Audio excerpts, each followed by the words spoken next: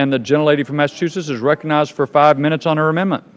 Thank you, Mr. Chairman. My amendment would strike a rider in the underlying bill regarding the greater sage grouse.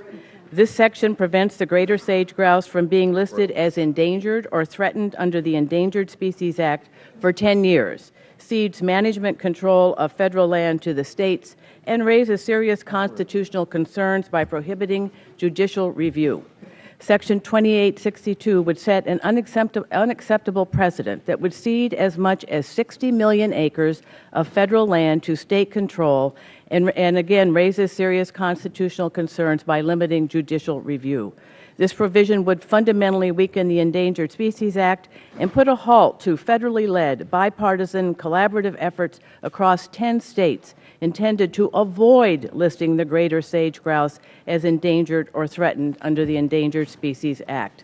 This provision would be especially damaging because it comes at a particularly important time when unprecedented and proactive partnerships between federal agencies such as the Bureau of Land Management and the Fish and Wildlife Service, states, sportsmen, ranchers, farmers, and conservationists throughout the West have come together to restore the sagebrush, one of the most imperiled ecosystems in North America, which is home to species like the greater sage grouse that live nowhere else in the world, while simultaneously encouraging economic development. We have proof that the ongoing collaborative approach works.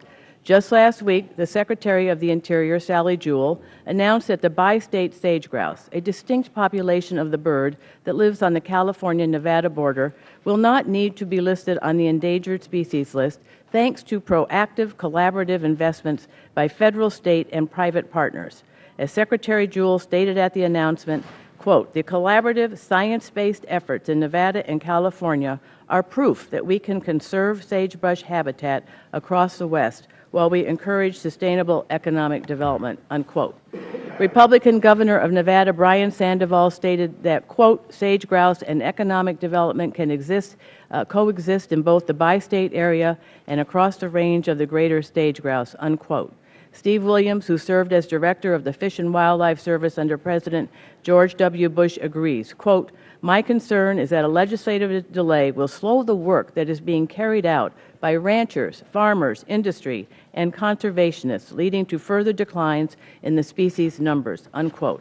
I urge my colleagues to support my amendment and vote to protect the ongoing public-private cooperation that is proving so hopeful and helpful. Congresswoman Davis, I want to address a number of issues that have been brought up. First of all, the whole idea that states do a better job managing our federal lands. There's no denying that states do work hard and have been tremendous partners in the effort to prevent the sage grouse from being listed, but states do not have the right to unilaterally set policy on public lands that belong to and are managed on behalf of all Americans. It is great that they have been key partners, and we would like to see a situation in which that partnership continues to work hand in hand. The success of the Bi-State Action Plan in Colorado and Nevada shows that ongoing collaboration has a significant chance of successfully avoiding a listing on the Endangered Species Act. So that's number one. Number two, we've heard some stories about how these various installations are concerned about the financial impacts, but these concerns really are premature. They assume that the greater sage grouse will be listed, whereas in fact, as I've mentioned, a wide range of partners are currently working as hard as they can to prevent a species listing. So determining if a species merits listing is a scientific process, and we need to let these collaborators continue to do their work. And I also want to address another issue. Listing the greater sage grouse as an endangered species would not impact military readiness, and nor would the activities taking place to protect their habitat. Both the Department of the Interior and the Department of Defense have been explicitly clear that language in the Chairman's Mark is not necessary to protect military readiness.